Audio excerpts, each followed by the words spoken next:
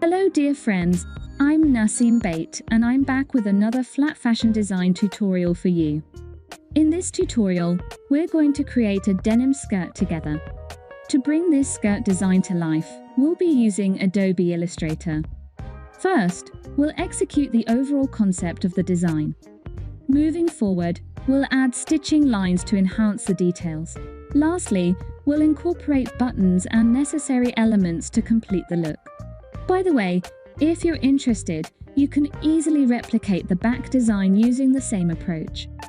Feel free to provide any suggestions or corrections if needed. Let's dive right in and start sketching out the design,